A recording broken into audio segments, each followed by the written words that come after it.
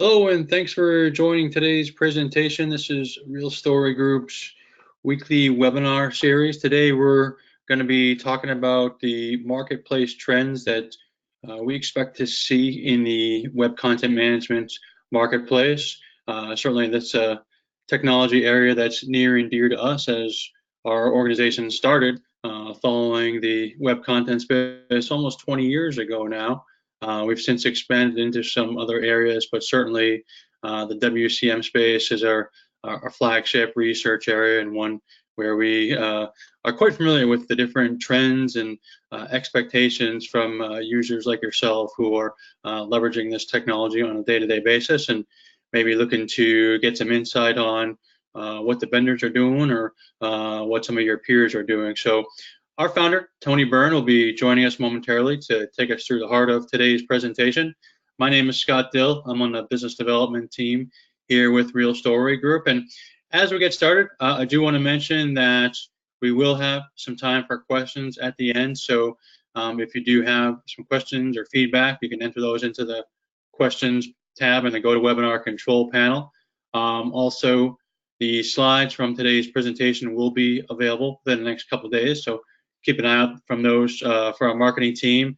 And then for our subscribers on the line, you'll be able to access a copy of the recording in your subscriber library at any time. So again, thank you all for taking some time out of your day. Certainly do appreciate it. And as I mentioned, we're going to be paying attention today to the light blue line here on our Omnichannel stack vendor map, which is web content and experience management. We're now following over 30 vendors in that space. You'll see on the map here that there are some that play in a number of different areas, the Microsofts and Adobes of the world, but we also like to provide our customers with as many choices as possible. So you see on the periphery of the map, there are a number of other smaller or more specialized vendors that we follow in this space. So we'll be able to provide you with some insights on those particular vendors. Now, a little bit of history about Real Story Group. As I mentioned, we were founded almost 20 years ago, and Tony likes to tell the anecdote of how he was frustrated in reading some of the other analyst reports that were out there, and set out to really start a firm that was going to be completely independent or bias-free when it comes to working with any of the vendors that are out there. So we don't work with any of the vendors we cover. We don't speak at their conferences or write white papers for them. Our focus is on technology, users, and buyers, and trying to align you with the vendors so they're going to be the right fit for what it is you're trying to do. And with that, I'm going to turn things over to Tony, who will provide you with even more details on the marketplace and about Real Story Group. Tony? Great, thanks, Scott. So hello, everyone. It's great to reconnect with you online here. Scott, it's going to be a pretty fast-paced tour of what we think is going on in this marketplace this year. There's certain themes that are recurrent and others that are kind of new as well. So the first theme is something that I think has been really the case for the last, so to say, 25 years, which is that it's a highly fragmented marketplace and is likely to remain a highly fragmented marketplace in 2020. So this is how we categorize the marketplace into different buckets. There's a lot of different ways to bucket these vendors, obviously by region, by technology, by go-to-market strategy, architecture, size, all kinds of other considerations. We think complexity is the best way in a two-dimensional diagram of organizing and categorizing the different web content management vendors. So this is from the far left, sort of the most complex, richest, and most expensive tools, to the far right, the simpler tools, and then sort of everything in between. So what's interesting about this, of course, is just how many logos are on here. I mean, these are all firms that have been around for, I think in almost every case, at least 10 years. So this has been a fragmented marketplace, continues to be a fragmented marketplace, and really interesting to watch this evolve over time. Certainly a few players falling out, some new players being added. We're going to be adding some new headless vendors this year. So there is change in the marketplace, but I think the traditional analyst firms have certainly missed the breadth of the market And if anything, the market is getting broader just in terms of the number of players. The other trend here is that as these systems have become more complex over time, and what that means is that in the era of cloud, they still tend to get deployed more as platform as a service rather than software as a service. In other words, they tend to be highly customizable, single tenant type implementations, whether it's on-prem or increasingly in the cloud. Even the latest Adobe announcement, which was actually a little bit dishonest, saying that they had a SaaS platform. Even Adobe AM, so-called SaaS, is really platform as a service. It's a single tenant environment. So to be sure, there's still a lot of competition, especially around usability, and really a lot of pressure on the top tier players and even the mid-market players from below. So there's this big pressure from the right side of the diagram towards the left side of the diagram. This has been going on really for some time. But what's interesting, and I think is really going to become evident more than ever this year, is just how, in a sense, how narrow in scope this is becoming. In other words, there's still these buckets, there's still this wide market, but in terms of the differences from top to bottom, it's starting to become really narrow. And this is interesting because what it means is that you actually have a wider set of choices maybe than you ever did, because the number of vendors that can satisfy 80 to 90% of your needs is getting larger. So that's really a good thing for customers. And we think that over the next year or so, you'll see even more sort of dramatic improvements at the low end of the marketplace and even in the mid-market that really calls into question sort of what's happening at the top end of the marketplace. So that then brings us to the kind of second trend that we see here that we call the great pause. And there's a couple of things going on here. One is what I was just referring to, is that some of the biggest players in the market, particularly the high end of the market, a lot of people, us included, are really questioning the value of investing in that much complexity for a WCM system when I can, again, get 80 to 90% of what I need from a system that may have a fraction of the total cost of ownership and certainly could be more simpler and more agile. So what's also happening here is that we're really trying to rethink what is the place of web content management in our stack relative to our other investments. So what we see is a kind of a trend that started a couple years ago and definitely continuing on into this year, probably accelerating this year, is that savvy buyers are really trying to right-size their WCM investments. So this has been really interesting because we've been working with some long-time Real Story Group subscribers on just this issue, not just with web content management, also with marketing automation and email, which is at the engagement tier. Maybe I should be getting lighter and not actually shoving a lot of complexity there. And I'll get into this a little bit when we talk about the fourth trend. But I think a part of this is that marketing attribution is driving a closer scrutiny of costs, and especially relative to inbound, which is what web is, relative to outbound. And questions about maybe have we been overinvesting in complicated personalization schemes, particularly, like I mentioned, at a time when the mid-market can now do 80% of sort of what the upper tier vendors can do. So I think with this pause in particular, it's not that companies are disinvesting in web content management. I think it's more that they're trying to right-size their investment and concurrently, I think, take a harder look at should they be really going with the big behemoth players. At the same time, you've had over the past 5 years, certainly this investor exuberance in these, so-called unicorns, but I think that there's kind of growing customer indifference. So, this started about 4 years ago when Sitecore was taken over by private equity at $1 billion. Then it was followed by Episerver a couple of years later. Then Automatic raised quite a bit of money on a $3 billion valuation for WordPress. Now, that's one vendor, I think, where that investment probably was well spoken, that WordPress is, by not targeting the upper end of the market, really has probably a very bright future. Doesn't mean it's the right one for you, but probably has a bright future. And then, of course, most recently, Acquia bought out for about $1 billion as well. And so you have all these unicorns, but I think, there's obviously excitement, but there's also open questions about where are these vendors actually going? The reality is that there's not really much more complexity they can introduce to the WCM suites, which are already for most customers way too complex. And so that's why a number of these vendors are actually trying to acquire other solutions to try to diversify their portfolio rather than invest in web content management.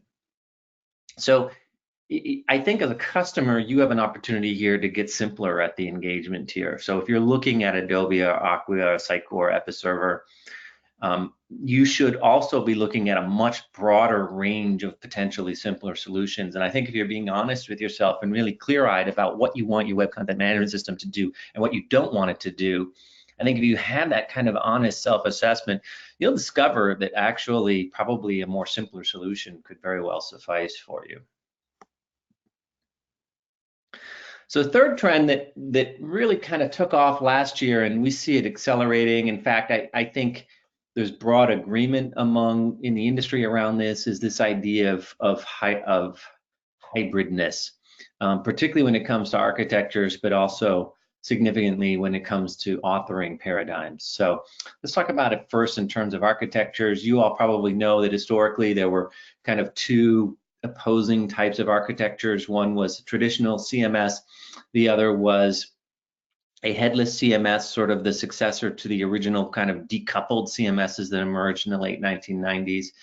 The idea being that one generates your templates and then your actual front-end experiences, if not your entire websites, and the other one just manages your content, and then the whole delivery and experience of all that content gets done by someone else, by some other application, right? And so there's pros and cons to both. And for a while there, it sort of seemed like we were in like this religious war, which of course is never a useful thing, where you had vendors saying that one or the other was universally the way to go. And the reality is that there's times when you need both. Certainly we know from talking to marketing people that they really like to be able to manage page experiences on traditional websites, whereas there's other times when you have to feed content via some sort of REST API to an environment that's not mediated necessarily by your CMS, or an experience that's not mediated by your CMS. And so where this has taken us to, I think, is the predominance of the sort of hybrid model, where a vendor should be able to do both. Now, the reality is that we're not really quite there yet, that traditional vendors are not always great at providing the right kind of content API, and certainly headless vendors, I think, again, almost for sort of religious reasons, it seems like sometimes are avoiding being able to actually manage the experience themselves after years and years of saying that was an awful way to do it. But the reality is that for most of you, particularly in larger enterprises, you do need to do it sort of both ways. And so I think this trend will accelerate.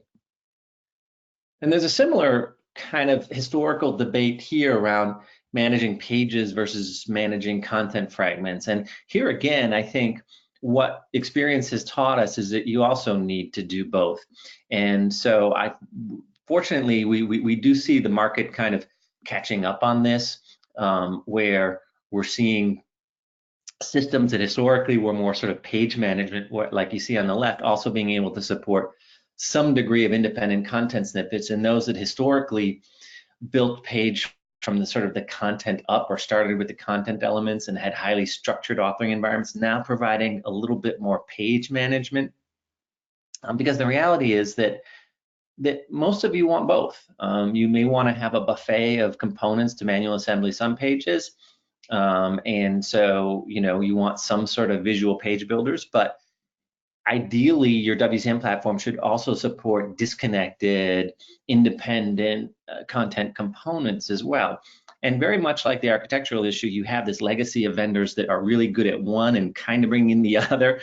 So you have to be careful here about making sure that you find the right match. But for most of you, particularly in diversified organizations with diversified publishing use cases and content use cases, you're going to want to be able to do both. You should avoid the advice of people, again, who take an almost kind of theological approach to this. Instead, be really practical. What are the different types of customer experiences that you're going to want to be able to manage? And so being able to manage pages and content is likely to be in your future if it's not already. And this means having a kind of hybrid authoring and information architecture paradigms within the CMS itself.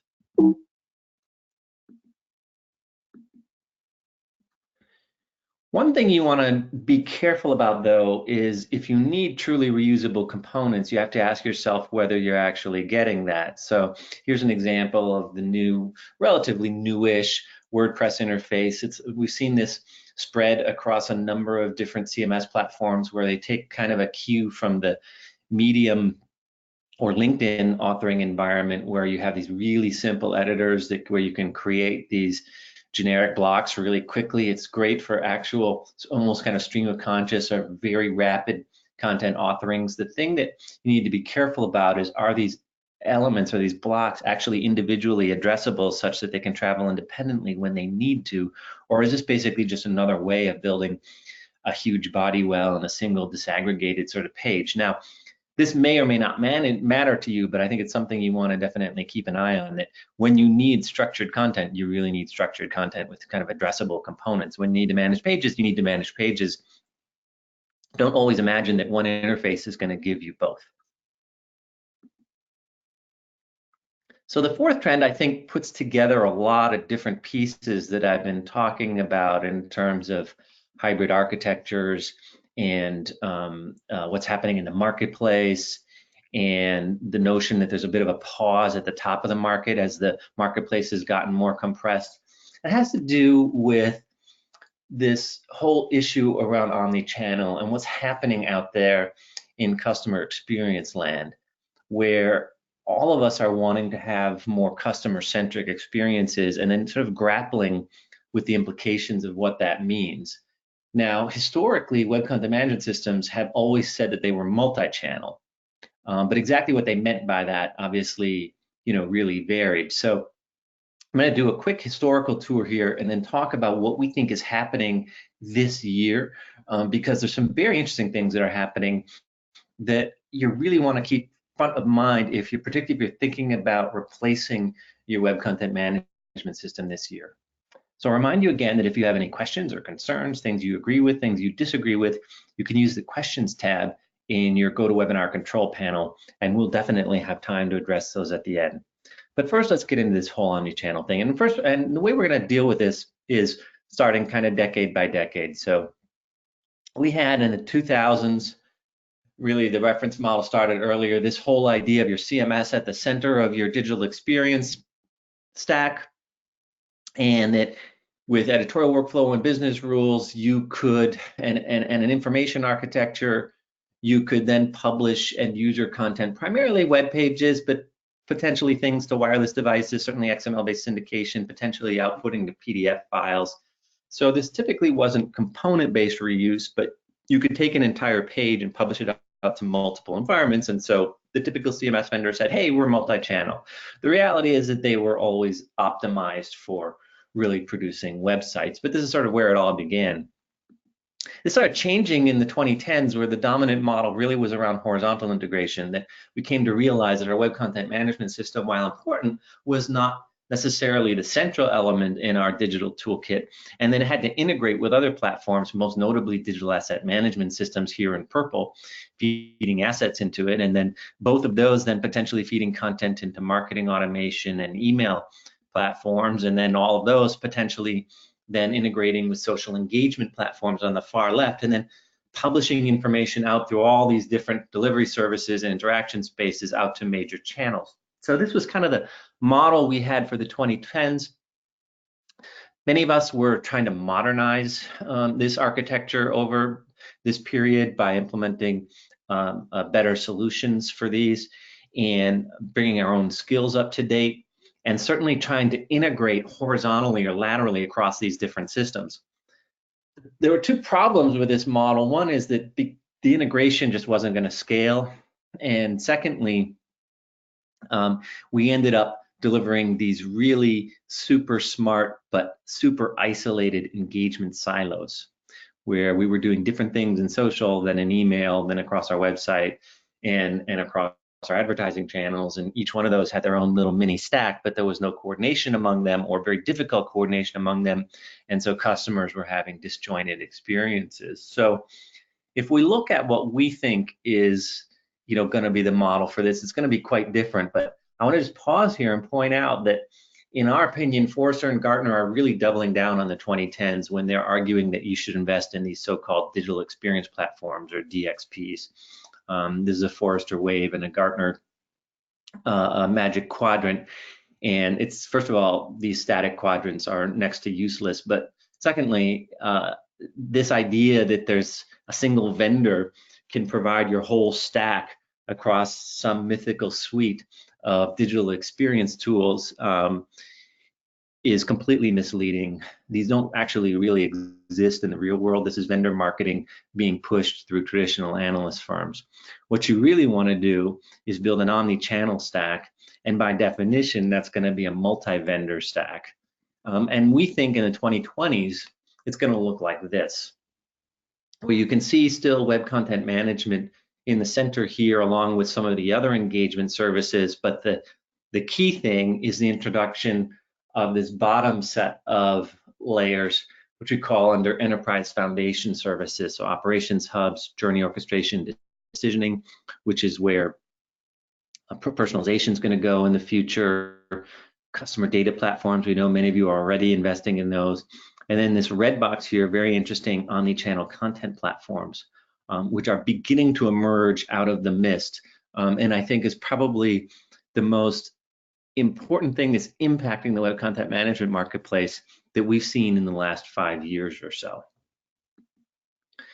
But the concept behind this is that you still have these individual engagement channels that are doing channel-specific type services. So your web content management system may be doing some contextualization of an experience, assembly of an experience, the delivery of an experience, and some interaction. But the idea is that you've moved key services lower in your stack to be more enterprise-wide. So you've got core data, core content, insights, orchestration, personalization, collaboration, all now much lower in your stack. We sometimes call this Pilates for your stack. And so there's a lot of implications for this. The first one, as I mentioned earlier, is you can probably get away with a much simpler web content management system because you're asking it to do less for you. It's going to do less thinking. It's not going to store your customer data. It's not where you're necessarily going to have rules and personalization and so forth. It's going to be more around different types of content and experience assembly. But the other thing that's here, and again, I want to stress that this is still kind of new and emergent, is a different type of content platform that we're calling an omni-channel content platform. It's got a lot of different potential components, including data, text, structured and unstructured, certainly images and video, potentially not just micro content, but actual micro experiences that could be syndicated as widgets. Now, what your web content management vendor is going to tell you is that they can serve as this layer as well. And the reality is that with the exception of maybe 2 or 3 of them, they cannot. That your web content management system might be able to do some degree of multi-channel publishing, but they'll never be, likely never be an omni-channel content platform. So you need to be very careful here not to write checks that your WCM vendor can't cash. So some of the things that you'd want to be able to support would be email components, mobile promos, social elements, digital assets, video, and audio right away. The typical web content management system isn't going to be particularly good at.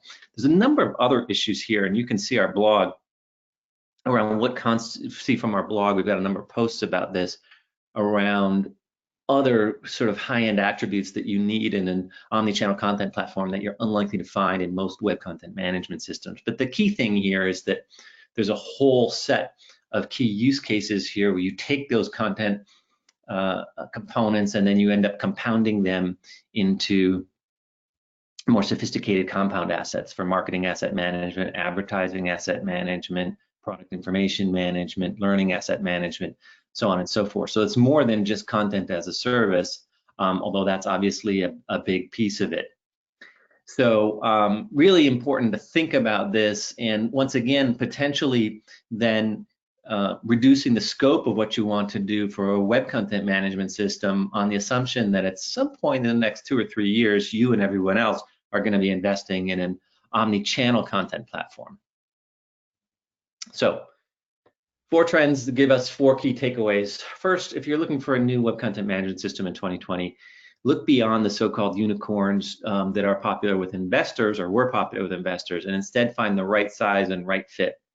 And of course, right fit is the important thing. That's what all of our tools on our website help drive our subscribers to, which is not the best web content management system, but the best fit for you.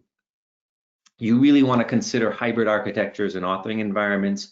Don't take a religious approach to this and go dramatically one way or another. Particularly if you're a large diversified organization, you're going to need both coupled and headless architectures. You're going to need both page management and component content management.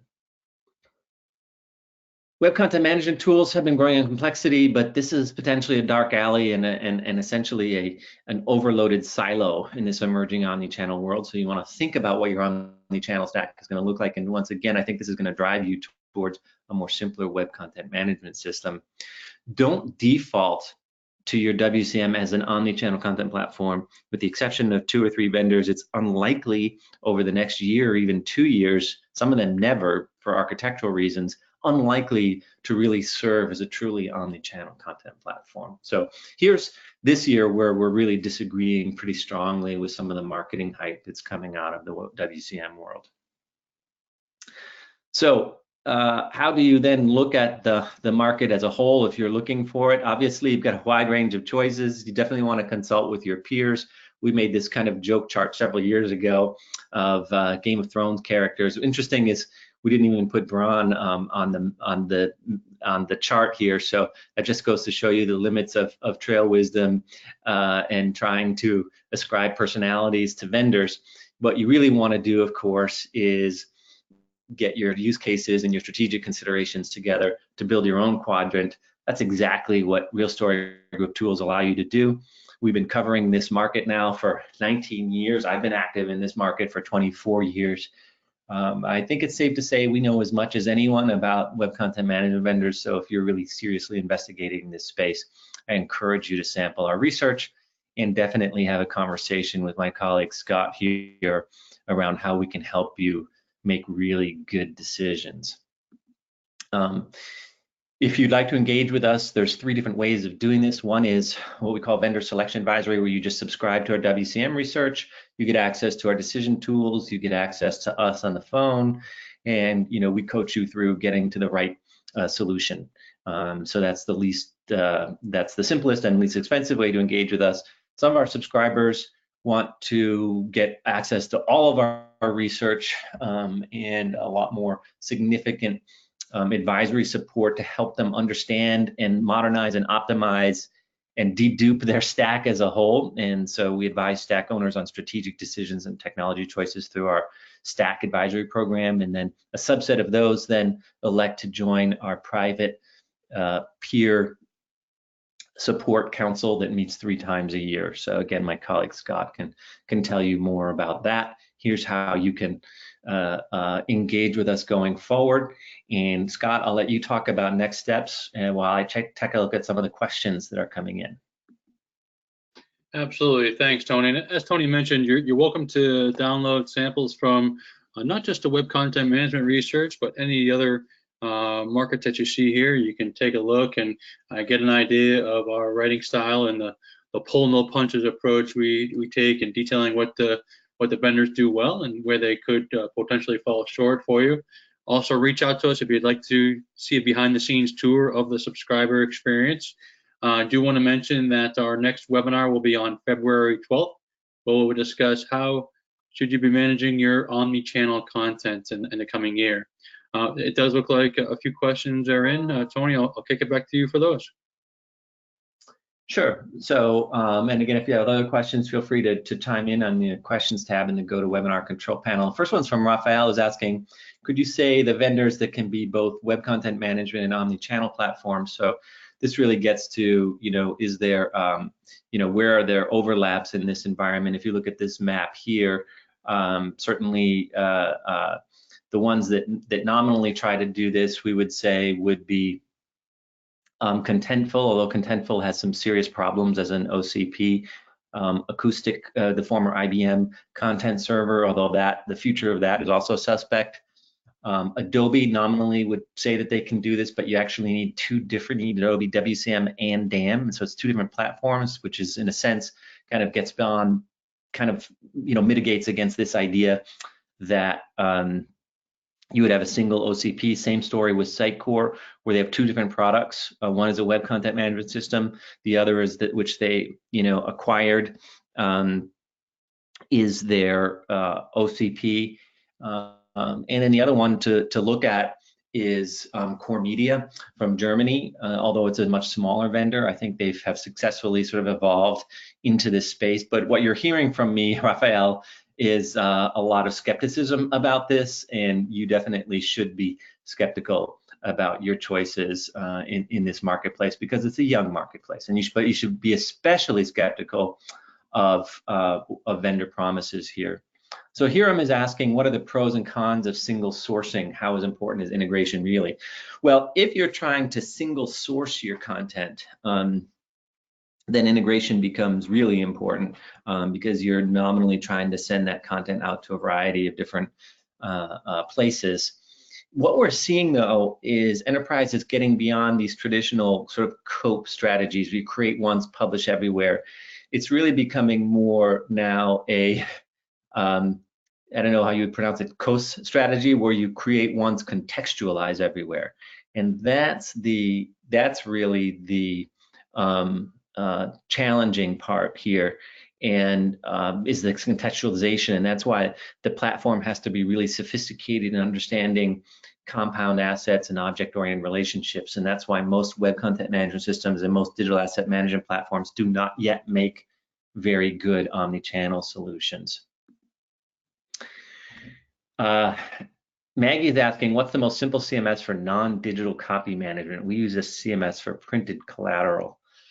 Yeah, that's a really good question. I mean, I think that it's kind of beyond the scope of this, but I question, what are you trying to manage, the collateral itself or the individual components? If you're looking at it managing some of the individual components, then you can find some systems, probably more in the DAM world, that connect into Adobe InDesign and help you manage those components and then publish them out. It's such a narrow use case now, Maggie. We don't really see a lot of this out there, and some of the vendors that used to be good at this are now kind of fading away. So I'm not actually all that optimistic about your choices, unfortunately. Then finally, some people have asked about whether this deck will be available. Yes, the deck will be available to everyone. You have to be a Real Story Group subscriber to actually get access to the recording for you and your colleagues. So with that, we're running a little bit late, so we'll cut this off, but certainly a great conversation, a lot to talk about what's going on in this marketplace. Invite you to stay in touch with us around how this is all evolving, and certainly feel free to reach out at the coordinates on your screen if there's any way that we can be helpful to you and your colleagues over the course of the next year. So for Scott Dill, this is Tony Byrne signing out. Bye now.